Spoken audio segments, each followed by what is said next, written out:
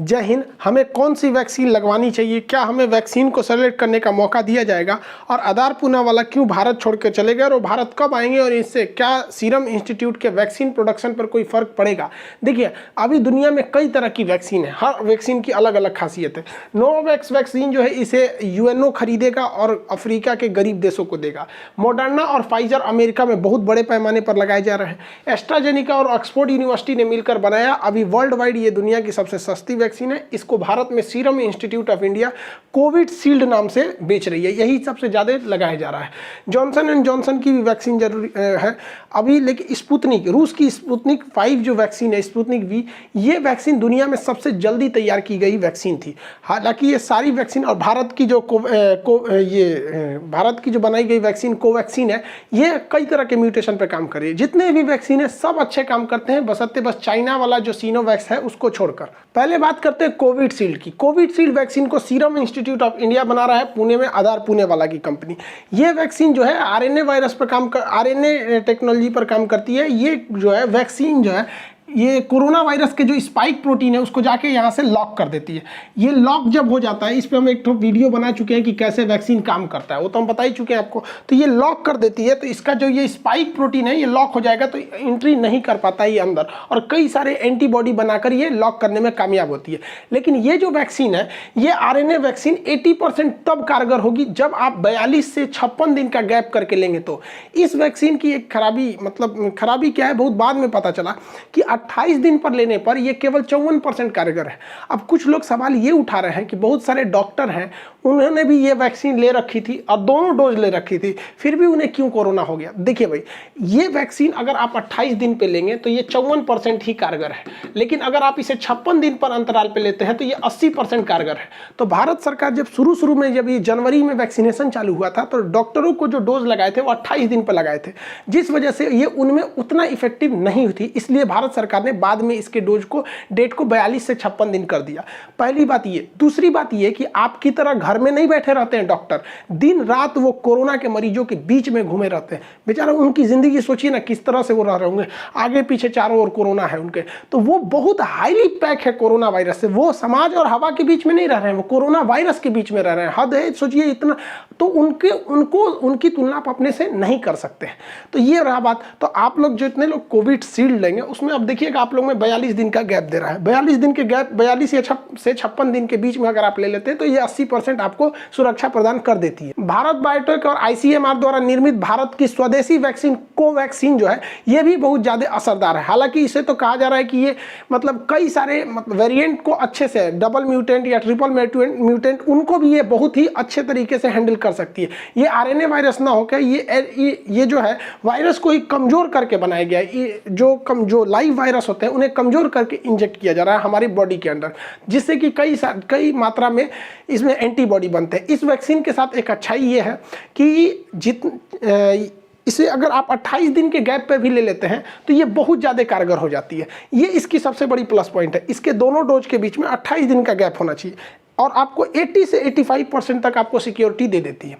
जबकि अगर आपको 80% सुरक्षा चाहिए कोविशील्ड से तो आपको लगभग 42 से 56 दिन रुकना पड़ेगा। तो दोनों में बहुत का अंतर नहीं है, बस ये जो चीज़ आपको 28 दिन में देगा उसी चीज़ को वो कोविशील्ड जो है, जो बड़े पैमाने पर प्रयोग किया जा रहा है, वो 42 से 56 दिन टाइम लगा देता है। अमेरिका के जो वहाँ के स्वास्थ्य सचिव हैं एंथोनी फाउची, इन्होंने क्या कहा है कि भारत की जो बनी हुई कोवैक्सीन है ये काफ़ी हद तक प्रभावी है अलग अलग म्यूटेंट्स को रोकने के लिए। तीसरी वैक्सीन जो भारत में आई है वो है रूस की बनाई हुई स्पुतनिक वैक्सीन। यह सबसे फास्ट बनाई गई वैक्सीन है। इस वैक्सीन में अलग अलग 2 वायरसों का प्रयोग किया गया है और उन्हें कमजोर करके डाला गया है। इस वैक्सीन में है लगभग 91%, ये ज़्यादा हमें 91% सुरक्षा देती है, लेकिन ये सबसे फास्ट काम करती है। आपको 56 दिन चाहिए कोविशील्ड के लिए, 28 दिन चाहिए आपकी कोवैक्सीन के लिए, ये 21 दिन में ही उतना ही असर दे देती है। तो ये बहुत फास्ट करती है ये इसके दोनों डोज। लेकिन इसमें खराबी क्या है कि इसका पहला डोज जो है वो दूसरा दवा है और सेकेंड डोज है वो दूसरा है। बाकी जितनी भी वैक्सीन है उसमें क्या है कि जो फर्स्ट डोज है वही ही सेकेंड डोज है, दवाओं का अंतर नहीं होता है। जबकि स्पुतनिक में ऐसा नहीं है, जो फर्स्ट डोज लगेगा सेकेंड वाले को दूसरा डोज लगेगा। उसमें दो अलग अलग वायरस का यूज किया गया है इनएक्टिव फॉर्म में, ताकि शरीर के अंदर एंटीबॉडी डेवलप किया जा सके। तो भारत में अभी यही 3 वैक्सीन आप में अवेलेबल है। फाइजर की वैक्सीन 95% तक असरदार है, बट इसको बहुत ज़्यादा कम टेम्परेचर पर -70 पर रखने पे इतना हम लोग के पास अभी वो उस तरह का कोल्ड चेन हम लोग के पास अवेलेबल नहीं है। रही बात कौन सी वैक्सीन लगाइएगा, तो आपको इसका कोई ऑप्शन नहीं दिया जाएगा। प्राइवेट कंपनियां जो लेंगी वो सीरम इंस्टीट्यूट का कोविशील्ड को ही ले रही हैं। अभी जो स्पुतनिक है इसका बड़े पैमाने पर उत्पादन करने के लिए भारत सरकार ने डॉक्टर रेड्डी के साथ साथ 6 कंपनियों को कहा है स्पुतनिक वैक्सीन का उत्पादन करने के, क्योंकि सरकार को भी पता है कि वैक्सीन का उत्पादन बहुत तेजी से करना जरूरी है। तो आपके पास 3 वैक्सीन है, तीनों में कोई अंतर नहीं है, आपको तीनों की तीनों वैक्सीन आपको बचाएगी। हाँ, बस अंतर यह है कि स्पुतनिक आपको 21 दिन में जितनी सुरक्षा देगी, भारत की बनी कोवैक्सीन उसे 28 दिन में देगी, और जो कोविशील्ड है वो आपको 42 से 56 दिन का उतना ही समय लेगी। बस समय का अंतराल है। अब जैसे मान के चलिए अभी सिचुएशन बहुत वो है, मतलब डेंस है, बहुत तेज से कोरोना बढ़ रहा है। तो अगर आप 1 डोज भी ले लेते हैं वैक्सीन की, 1 डोज भी, तो आपको ये कारगर होगी, लेकिन डबल डोज इतना कारगर नहीं होगी। वैक्सीन जो है ये आपको इस बात की कभी गारंटी नहीं देती है कि आपको दोबारा कोरोना नहीं होगा। बहुत कम चांस है आपको होगा। जैसे 17 लाख लोगों को वैक्सीन दिया गया था तो उसमें मात्र 6000 लोगों को कोरोना हुआ था। तो कितना छोटा सा आंकड़ा, 17 लाख लोगों, और उसमें से भी जान नहीं जाती है वो। अब जैसे कुछ डॉक्टर की जान चली गई, तो देखिए डॉक्टर्स में बताया ना आपको कि वो दिन रात कोरोना के बीच में रहते हैं। आप दिन रात कोरोना के बीच में नहीं रहते हैं, इसलिए आपको डरने की कोई जरूरत नहीं है। कोई भी वैक्सीन लगाइए, ये केवल यही करेगी कि आपको वेंटिलेटर और ऑक्सीजन की नौबत नहीं आने देगी। आपको कोरोना होगा, नॉर्मल खांसी बुखार की तरह होगा, फिर सही हो जाएगा। आज हम भी अपना वैक्सीनेशन करा लिए। हम जो वैक्सीन लगाए वो सीरम इंस्टीट्यूट वाला कोविशील्ड लगाए, अपने सारे स्टाफ लोग को भी हमने यही लगाया। लोग कहते हैं कि बुखार आता है, ये होता है, हमको ऐसा कुछ नहीं हुआ। जब से वैक्सीन लगाए हैं तब से हम पैरासीटामोल की ये 5 रुपए की 5 गोली खरीद के रखे हुए हैं। अब तक कोई बुखार आया नहीं है, ना कोई सर दर्द हुआ है, ना कुछ हुआ है। नॉर्मल जैसे इंजेक्शन लगता है वैसे ही हुआ है, कोई साइड इफेक्ट नहीं देखने को मिला है। किसी को नॉर्मल बुखार आता है तो भैया आपके पास 1 रुपया नहीं है बुखार के लिए, आप दवा खरीद लीजिए। नहीं है पैसा, कोई दिक्कत नहीं, ऐसे सो जाइए, 1 दिन बाद बुखार उतर जाएगा। कोई साइड इफेक्ट इसका नहीं देखा जाता है। बुखार, सर दर्द ये तो नॉर्मल ऐसे भी हो जाता है, इसलिए अफवाह में मत पड़िएगा। जब हम सुबह वैक्सीन लगाने के लिए निकल रहे थे तो एक चाचा मिल गए हमको।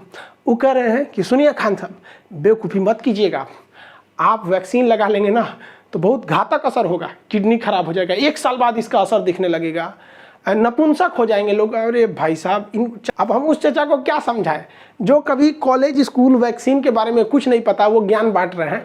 ऐसे लोगों से दूर रहना चाहिए, ये लोग किसी काम लायक नहीं होते। गांव में कुछ होते हैं हमेशा खकोरते हैं, उन सबको ताजमहल में ले जाइएगा तो कहेगा ऐसे नहीं है, उल्टा करता तो ठीक रहता है। ताजमहल सफ़ेद ठीक नहीं, उसको काला कर देता ठीक रहता। ऐसे लोगों से बच के रहिए, ये लोग किसी काम के नहीं रहते। हर जगह ऐसे 2-4 को चाचा मिलते रहते हैं जो विरोध करते रहता है हर चीज़ का। वैज्ञानिक चाचा लोग से ज़्यादा पढ़े लिखे रहते हैं। ऐसा नहीं है कि आपको कोई जान लेने के लिए ऐसा कुछ करेगा।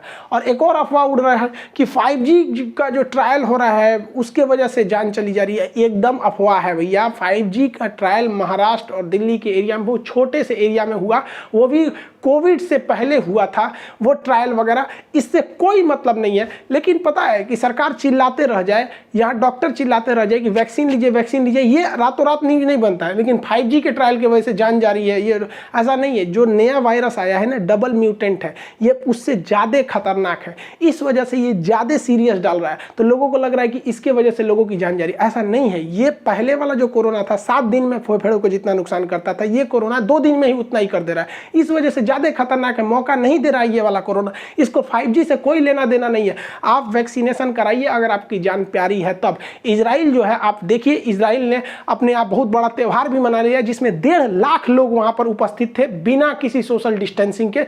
इतने लोग इकट्ठे थे कि भगदड़ में 30 लोग की जान चली गई। कैसे ये पॉसिबल हो गया? हम लोग यहाँ घर में घुस के बैठे, क्योंकि वहाँ के लोग पढ़े लिखे हैं, वैक्सीन लगवा रहे हैं। वैक्सीन में कोई ऐसा नहीं है। सोचा कुछ जो वैक्सीन के बारे में अफवाह फैला रहे हैं, सोचा को जेल में डाल देना चाहिए सचुरों को। यहाँ पे अजीब अजीब है सब। अफवाह पे मत जाइए। देखिए, बचपन में भी हम लोग को बहुत अफवाह उड़ाया गया था कि मेढक मार दोगे तो कान पक जाता है। कौन सी कान पकेगा? स्कूल जाते थे लोग तो कहते तो पेंसिल का ये जो छिलका होता है इसको दूध में डालो तो रबड़ बन जाता है। मोर के पंख को हम लोग चौक खिलाते थे लोग। अजीब हालत है यहाँ पे। कहते बर्तन में खाना मत खाओ जिसमें बनता है, नहीं तो शादी में बारिश होने लगेगी। सूप जो चावल फट कर जाता है आगे मत जाओ, नहीं तो देर से ब्याह होगा या फिर दहेज नहीं मिलेगा। बगुला उड़ के जाएगा तो बगुला बगुला तार दे सोने के तलवार। ये सब क्या था? ये सब अफवाहें थी। तो हम हिंदुस्तानियों को बचपन से ही आदत है कि गुल्लर के फूल पड़ जाता है तो कोई चीज़ खत्म नहीं होता है, तो इस अफवाह पे ध्यान नहीं देना चाहिए। वैक्सीन कारगर है। हमारे भाई साहब सीरम इंस्टीट्यूट ऑफ इंडिया जो पुणे में इसका हेडक्वार्टर है, उसके मालिक आधार पूनावाला, इन्होंने भारत छोड़ के लंदन शिफ्ट हो गए कुछ दिन के लिए। रीजन इन्होंने बताया कि कुछ मुख्यमंत्रियों, कुछ बड़े बड़े उद्योगपतियों, अधिकारी तथा बड़े रसूख वाले लोग इनको फ़ोन करके धमकी देते थे, और जिस वजह से ये बहुत ज़्यादा फ्रस्ट्रेशन में थे और ये लंदन शिफ्ट हो गए। और इन्हें पत्रकारों ने पूछा कि आप इस बढ़ते कोरोना को लिए किसे जिम्मेदार मानते हैं, क्या आप चुनावी रैली या कुंभ के मेला को जिम्मेदार मानते हैं? तो इन्होंने कहा कि अगर हम इसका जवाब देंगे तो हमारी जान भी जा सकती है। ये देश के लिए बहुत गलत बात है। कोई भारत का इतना प्रतिष्ठित व्यक्ति जिसके ऊपर पूरे देश की वैक्सीनेशन की जिम्मेदारी, लोगों की जान की जिम्मेदारी होगी, वैसे व्यक्ति को अगर सुरक्षा कारणों से बाहर जाना पड़े और बाहर जाके वो ट्वीट करे या ऐसा करे, तो ये बहुत गलत संदेश जाता है देश के लिए। ऐसा नहीं होना चाहिए। हालांकि सरकार ने उन्हें वायु सुरक्षा दी थी। ये बहुत शर्म की बात है कि इतने बड़े व्यक्ति को वायु सुरक्षा दिया जाए। इनके लिए देखिए, सुरक्षा के लिए ये केवल ये नहीं होता है कि उसे जान से खतरा है। सुरक्षा एक डिग्निटी, एक स्पेशलिटी को भी दर्शाता है, जो दिखाता है कि देश आपके सम्मान के लिए कितना खड़ा रहता है। आप एक मामूली नेताओं के लिए अगल बगल में बड़े बड़े सिक्योरिटी दे सकते हैं, इतने बड़े लोगों को नहीं दे सकते। ये लंदन चले गए। अब कुछ लोग का कहना है कि क्या वैक्सीन का प्रोडक्शन प्रभावित होगा? कुछ प्रभावित नहीं होगा। किसी के ये खुदे थोड़ी ना वैक्सीन बनाते थे, इनके अंडर काम करने वाले वो पूरी तरह से बनाएंगे। इनका कहना है कि गवर्नमेंट ने मार्च में हमें ऑर्डर ही कम दिया, तो खरीदने वाली कंपनी तो गवर्नमेंट थी, हम बना के क्या करेंगे अगर कोई खरीदेगा ही नहीं। और आप याद कीजिए कि सीरम इंस्टीट्यूट में एक बार आग लग गया था, तो एक तो उस समय प्रोडक्शन प्रभावित हुआ था, एक अभी वर्तमान समय में सीरम इंस्टीट्यूट जो है वो 7 करोड़ डोज पर डे बना रहा है। लेकिन इतनी बड़ी जनसंख्या को पूरा करने के लिए इनका टारगेट है कि 10 करोड़ वैक्सीन के डोज पर डे बनाए जाए। अब 10 करोड़ बनाने में इन्होंने कहा है कि जुलाई तक में ये संभव नहीं है, यानी मई, जून, जुलाई, ये 3 महीने तक पर डे 7 करोड़ ही वैक्सीनेशन के मतलब वैक्सीन उत्पादन हो पाएगा। जुलाई बाद आएगा, इसलिए इस समय थोड़ी सी लेट होगी। हालांकि इन्होंने कहा कि इसका जो बाहर में भी एक प्लांट लगाएंगे सीरम इंस्टीट्यूट का, जिससे कि मतलब वैक्सीन और भी डोज बनाए जा सके। हालांकि भारत सरकार इनके संपर्क में है, बहुत जल्दी ये भारत में आने वाले हैं। और इंग्लैंड में ये प्लांट नहीं लगाएंगे। भैया आपको लगाना भी है तो फ्रांस में लगाइए ना, इंग्लैंड में लगा के क्या फ़ायदा है? क्योंकि इंग्लैंड में लगाएंगे तो इंग्लैंड तो यूरोपीय यूनियन के बाहर है, यूरोपीय यूनियन के 2 देश बाहर है, उसको यूरोपीय यूनियन के अंदर बेचने के लिए फिर नए टैक्सेशन कानून लाना पड़ता है। और अगर वही फ्रांस में लगा देते हैं तो पूरा यूरोपीय यूनियन फ्रांस भी उसी का हिस्सा है। हालांकि ये भारत में ही लगाएंगे, देखिए आगे क्या होता है। हालांकि भारत सरकार इन्हें आश्वासन दी है सुरक्षा के लिए। हमारे देश में 12वीं फेल लोगों के लिए इतनी सुरक्षा दी जाती है, आप सोच सकते हैं। कमांडो गिनिए, यहाँ पे सिक्योरिटी आप कुछ गिन नहीं सकते हैं कितने गनर लोग आगे पीछे लगे रहते हैं। तो सोचिए, सीरम इंस्टीट्यूट के जो आधार पूनावाला है उनसे गलती हो गया, उन्हें हमारी दीदी से सीखना चाहिए, हमारी बहन से सीखना चाहिए कि अगर आप 12वीं फेल रहते ना तो आपको ज़्यादा सुरक्षा दिया जाता। क्योंकि यहाँ बताइए ऐसे ऐसे लोग को इतना सुरक्षा दिया जा रहा है, जबकि जिनके जान पर कोई खतरा नहीं। उल्टा सीधा स्टेटमेंट देती हैं, इनको खतरा अपने स्टेटमेंट की वजह से उल्टा सीधा कुछ भी बोल देती है कि बंगाल में ममता बनर्जी जीत गई, अब बंगाल चौपट हो जाएगा, कश्मीर हो जाएगा, ये हो जाएगा। भाई साहब 10 साल से वही शासन कर रही थी, 5 साल में और कुछ ना होने वाला है। इलेक्शन वगैरह को गोली मारना चाहिए। हाँ, ये बात अलग है कि ममता बनर्जी अगर हार जाती तो बंगाल अमेरिका हो जाता, नासा का हेड ऑफिस बंगाल में आ जाता, यूएनओ का ऑफिस बंगाल में चला आता, भारत को सुरक्षा परिषद में अस्थायी सदस्य मिल जाता, इसरो का लॉन्चिंग स्टेशन कलकत्ता में स्थापित हो जाता, शायद भारत की राजधानी वापस कलकत्ता शिफ्ट कर दी जाती। अगर ममता बनर्जी हारती तो बंगाल वालों तुम लोगों ने हरवा दिया, हम मेरी दीदी की बात माने रहते तो आज बंगाल अमेरिका हो जाता, पूरी अमेरिका, सिंगापुर सब पीछे हो जाते बंगाल से। बंगाल इतना डेवलप करता है कि भारत से भी आगे चला जाता। हम भारत सरकार से आग्रह करते हैं कि हमारी 12वीं फेल दीदी के लिए इस तरह से हम लोग स्कॉट की व्यवस्था रखें और चारों ओर से बुलेट प्रूफ गाड़ियों में हमारी दीदी को ले जाया जाए, क्योंकि भारत उनके बिना अधूरा है। वो बहुत जरूरी वैज्ञानिक है कोई वैज्ञानिक में इतना पावर जो 12वीं फेल होने के बावजूद इतना सम्मान ले सके? हमारी दीदी के लिए कमांडोज लगने चाहिए। ये जेड प्लस सुरक्षा से काम नहीं चलेगी। यहाँ पर हमारी दीदी के लिए एनएसजी कमांडो आना चाहिए, मार्कोव्स आने चाहिए, गरुड़ कमांडो आने चाहिए। ये कमांडो अगर हमारी दीदी में नहीं लगेंगे तो क्या होगा? और स्पेशली हम मांग करते हैं एयरफोर्स से कि जहाँ जहाँ हमारी 12वीं फेल दीदी चले वहाँ आगे आगे इस तरह के हेलीकॉप्टर्स चलने चाहिए। हेलीकॉप्टर किस दिन काम आएंगे? और स्पेशल अनुरोध है कि अलग से 5 राफाल जहाज मंगाए जाए और जहां जहां हमारी दीदी जाए उसके आगे आगे ये रफाल जहाज उनकी सुरक्षा में लगे। इसरो को कुछ नहीं कर रहा। इसरो को तुरंत एक सैटेलाइट लॉन्च करना चाहिए और उस सैटेलाइट से स्पेशल सैटेलाइट होना चाहिए उनके लिए, ताकि उनकी निगरानी हो सके। इतने सम्मानित व्यक्ति जिन्हें इतने नेशनल अवार्ड मिले गए हैं उनको केवल Z+ सुरक्षा दी जाएगी। बताइए ये जरूरी है? सीरम इंस्टीट्यूट वाले को, आधार पूना वाले को बहुत जरूरी है, वो सिपाही दे दीजिए, बहुत हो गया यहाँ पर। आप बताइए, कमेंट में बताइए कि क्या हमारी दीदी को इतनी सुरक्षा मिलनी चाहिए कि नहीं मिलनी चाहिए? उनके बिना देश अधूरा हो जाएगा, उन्हें सुरक्षा ये मिलनी चाहिए। खैर, दीदी को ये सारी सुरक्षा दी जाएगी। आप अपनी सुरक्षा के लिए वैक्सीन लगाइए, वैक्सीन पूरी तरह से कारगर है। आई होप आप समझे होंगे। मिलेंगे नेक्स्ट क्लास में। जय हिंद।